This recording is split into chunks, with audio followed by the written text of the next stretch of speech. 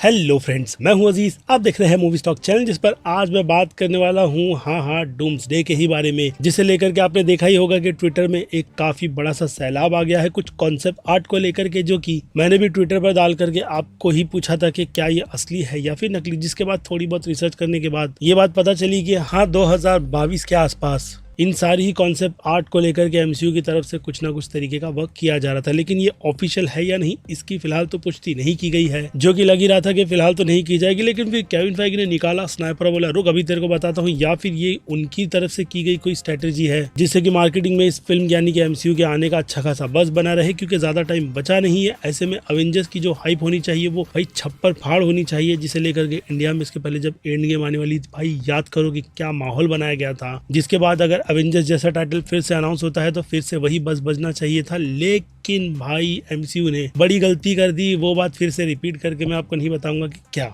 जिनसे हट करके अभी भी मेरी थोड़ी बहुत बातचीत चल रही है सोर्सेज की तरफ से इस चीज़ों को कंफर्म करने के लिए कि क्या इस कॉन्सेप्ट आर्ट को लेकर के जो भी चीज़ें बताई जा रही है, खास करके फैंटास्टिक फोर से भी, तो उन सभी में कितनी ज़्यादा सच्चाई है। जिन सब पर अब ज़्यादा डिटेल में नहीं, लेकिन कॉन्सेप्ट आर्ट को दिखाते हुए मैं आपको थोड़ी बहुत जो भी इन्फॉर्मेशन मुझे लग रही है वही प्रोवाइड करूंगा। लेकिन इसके अलावा जब ब्रेकडाउन वाली बात आएगी तो भाई एक एक कॉन्सेप्ट आर्ट को अच्छी तरीके से ब्रेक करते हुए उसका पूरा डाउन निकाल देंगे, ताकि आपको उसकी सारी की सारी इन्फॉर्मेशन हो, वो सिचुएशन पता चले कि चल क्या रहा है। लेकिन अभी के लिए तो चलिए उन डिटेल्स पर बात करते हैं। जिससे पहले मेरी रिक्वेस्ट भी बनेगी, जो कि है चैनल को सब्सक्राइब, वीडियो को लाइक और शेयर करने की तो कर लो। और एक छोटा सा स्पॉइलर।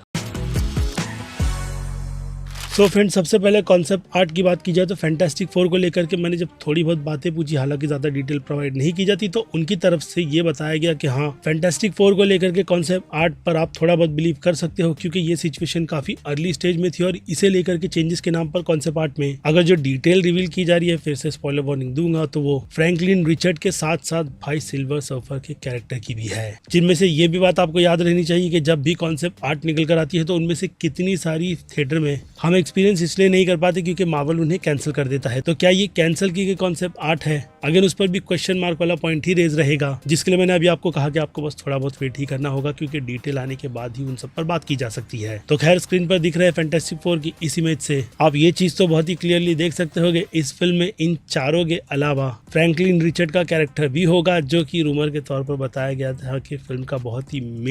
मेजर सा पार्ट है, क्योंकि गैलेक्टर्स वाली सिचुएशन भी कुछ उसी तरीके से क्रिएट होगी, जिसके अर्थ पे आने का रीजन भी काफी ज्यादा स्ट्रॉन्ग चाहिए। और फ्रैंकलिन का कैरेक्टर आप समझ सकते हो कि किस लेवल का है, जो मैं आपको बताने वाला नहीं। लेकिन इन सारी ही कॉन्सेप्ट में अगर देखा जाए तो फैंटास्टिक फोर से रिलेटेड जो फ्रैंकलिन वाले मोमेंट दिखाए जा रहे हैं, वो बस ऑब्वियसली कॉन्सेप्ट ही है कि उनका वो कहते हैं ना कि वेशभूषा इस फिल्म में किस तरीके की होनी चाहिए। जिसमें एक बात तो माननी पड़ेगी कि द थिन यानी मिस्टर थिन को लेकर के डिजाइन की एक्यूरेसी बहुत ही ज्यादा परफेक्ट है। ऊपर से स्क्लॉबरिंग टाइम जैसा ईस्टर एग भी उनके टी शर्ट पर डाला हुआ है, यानी कि उनके बोले गए डायलॉग। और फिर बाकी हावी की डिजाइन भी हम अलग अलग देख सकते हैं कि कॉन्सेप्ट आर्ट की तरफ से उसे आर्टिस्ट कितना पुश कर ये बताने की कोशिश कर रहे थे कि फिल्म में कोई भी एक डिजाइन पिक यानी कि सेलेक्ट हो जाए। जो असल में हुई है तो वो जो हम फैमिली के साथ देखते हैं वो काफी एक्यूरेसी के साथ दिखाई जा रही है। और फिर इस कॉन्सेप्ट आर्ट से आप देख सकते हो कि यहाँ पर रीड अपने लोगों के लिए किस तरीके से टेक्नोलॉजी के साथ भलाई करने वाला है, वो भी चीजें हिंट के तौर पर ही प्रोवाइड की जा रही है। जिसमें बहुत ज्यादा इंटरेस्टिंग कॉन्सेप्ट आर्ट ये है, जिसके बारे में फिलहाल तो मैं ज्यादा कुछ कहूंगा नहीं, सिवाय इसके कि फीमेल लीड सिल्वर सर्फर, मैं एज अ मार्वल का फैन जिसने कॉमिक बुक के भी कई सारे पन्नों को पलट करके ओरिजिन देखी है कि असल मायने में सिल्वर सर्फर की है कैसे, इसलिए फीमेल से मुझे कोई भी प्रॉब्लम नहीं है। लेकिन अगर वो कैरेक्टर स्विच नहीं होगी हमारे असली सिल्वर सर्फर के साथ, तब जाकर के एमसीयू के यूनिवर्स में फैंस भी इस पर बहुत ज्यादा बवाल काटने वाले हैं। लेकिन खैर, लुक को लेकर के बात क्या ही की जाए, ऊपर से इतने बड़े थिएटर में आईएमएक्स एक्सपीरियंस। और फिर इसके अलावा बाकी की कॉन्सेप्ट में फ्रैंकलिन रिचर्ड के साथ साथ वहां पर इनविजिबल वुमेन के कॉस्ट्यूम को भी ड्रॉ किया गया है, ताकि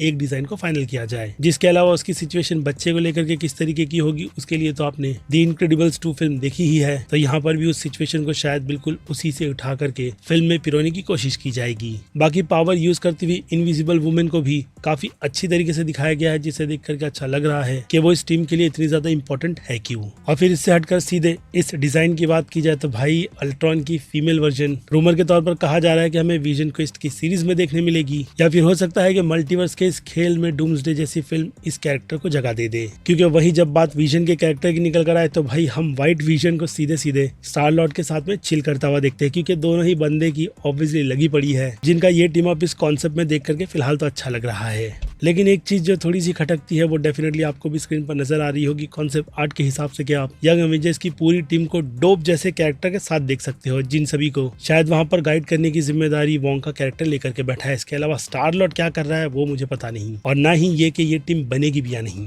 और फिर बाद में ब्लैक पैंथर को लेकर के इस कॉन्सेप्ट आर्ट को वो भी एक्टर के फेस को यूज करके जिस तरीके से दिखाया गया है वो बहुत ही ज्यादा, वो कहते हैं ना कि कंफ्यूज वाली सिचुएशन में ले जाता है कि भाई अगर ऐसा हो रहा है तो फिर मार्वल ने ये चीज लीक होने भी दी कैसे, क्योंकि जिस एक्टर का यहाँ पर फेस यूज किया गया है वो कोई और नहीं बल्कि डेस्मंड इद्रिस है, जिनके लुक पर ब्लैक पैंथर के अलग अलग सूट की डिजाइन को टेस्ट किया जा रहा है। और फिर उसके बाद ये बैड एस सी इमेज भाई डॉक्टर डूम के कैरेक्टर को बहुत ही ज्यादा शानदार दिखाती है, जो कि मैं चाहता हूँ कि फिल्म में भी कुछ उस तरीके की रहे, क्योंकि कई सारे सोर्सेज से बात करने के बाद ये चीज पता चली थी कि फिल्म में रॉबर्ट डॉनी जूनियर के फेस को भी वैल्यू दी जाएगी, जो डॉक्टर डूम की तरह बिगड़ा हुआ नहीं रहेगा, क्योंकि ये वेरिएंट वो कहते हैं ना कि अपने इस यूनिवर्स में काफी ज्यादा धमाल तो मचाएगा ही, लेकिन सिचुएशन को कॉमिक बुक के हिसाब से भी सीधे सीधे सीक्रेट लेवल पर ले जाने की जो प्लानिंग है वो मल्टीवर्स, उनके कैरेक्टर, जिसमें फिलहाल तो अभी डायरेक्टर की तरफ से जो हिंट दिया गया है captain America brave new world की बात कर रहा हूँ, क्योंकि उसके एंड के उस पोस्ट क्रेडिट सीन को किसी ने भी नहीं समझा था, इसलिए सीक्रेट वॉर दूसरे मल्टीवर्स के कॉन्सेप्ट को लेकर के हीरोज आएंगे यही सारी बात की जा रही थी। लेकिन फिर इल्यूमिनाटी का जब नाम निकल कर आया तब जाकर के थोड़ी चीजों का सेंस बनने लगा कि भाई मार्वल असल मायने में असली इल्यूमिनाटी को दिखा करके कुछ अलग चीजें साबित करना चाहता है, जो कि वो मल्टीवर्स ऑफ मैडनेस फिल्म में कर देता। लेकिन खैर उनकी बहुत बुरी प्रेजेंटेशन कहीं ना कहीं भाई इल्यूमिनाटी के सारे ही मेंबर को बहुत ज्यादा वेस्ट करवाती है। और भाई इस तरीके के फीके से कैरेक्टर अगर मैं आपको ऑनेस्टली बताऊं एज अ फैन भाई कॉमिक बुक में तो नहीं है।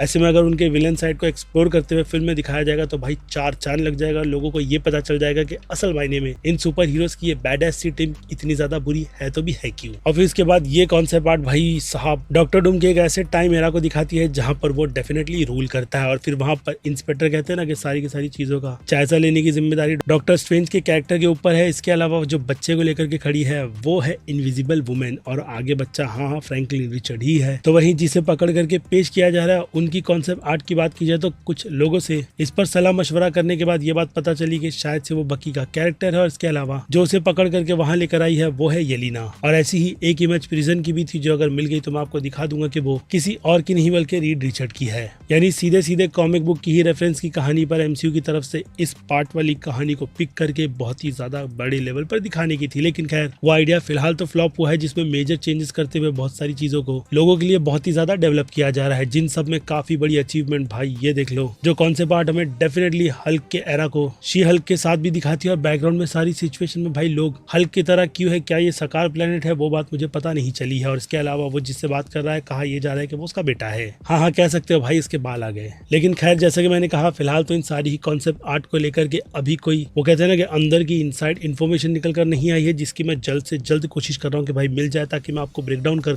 ये सारी सिचुएशन और ये लीक के पीछे क्या चल रहा है उस पर बैठकर कायदे से बात बता सकूं। जिन सब के बारे में अब आपकी क्या राय बनती है वो आप मुझे कमेंट में लिख कर बताइएगा। बाकी फिर क्या जल्दी मिलते हैं अगली वीडियो के साथ। इसके अलावा मैं हूं Aziz movie stock, channel like share और सब्सक्राइब भूलना मत। मिलूंगा जल्दी दूसरी किसी वीडियो में। Till then bye.